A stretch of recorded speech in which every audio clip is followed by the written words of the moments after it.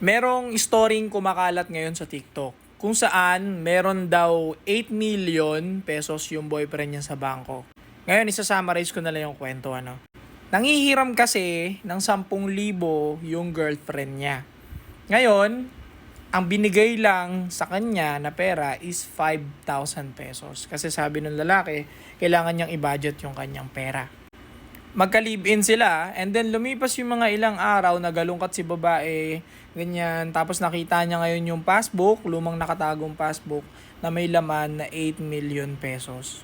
So yun na, nakita niya na may 8 million dun sa passbook, and then sumama yung loob ng girlfriend niya. Kasi nga naman, bakit 5,000 lang ang pinahiram sa kanya? Gayon na may emergency yung babae, 'di ba? Sa family, no, parang may nagkasakit or di ko masyado ma-recall. So nag-trending ito kasi hati-hati yung opinion ng mga Pilipino. Sabi ng ibang Pilipino, bakit daw nagdilihim ang lalaki ng pera? Sabi naman ng ibang mga lalaki, dapat lang maglihim ang lalaki sa pera nila kasi pag nalaman nga na may 8 million ka sa bangko, magbabago yung perspective ng girlfriend mo sa'yo. And madaming babaeng nagagalit, madami ding mga lalaking nagsasabing okay lang yun. Ako naman, ang take ko dyan sa issue na yan, sa trending na yan, mas maganda pa rin boys kung meron kayong savings na talagang para sa future ninyong dalawa.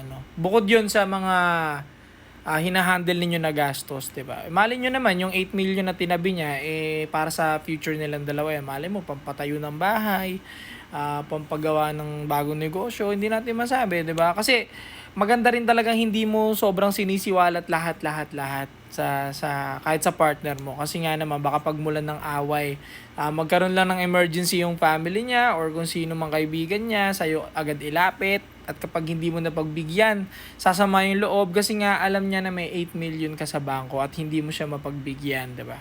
Matalino yung lalaki na yun for me kasi alam niyo naman sa mga lalaki, kapag zerong pera ka, wala taikat dito sa bansa natin, no? So hangga't maaari, i-keep ninyo yung mga pera ninyo, magtitira kayo palagi, huwag magpapasimot, okay? Stay cold.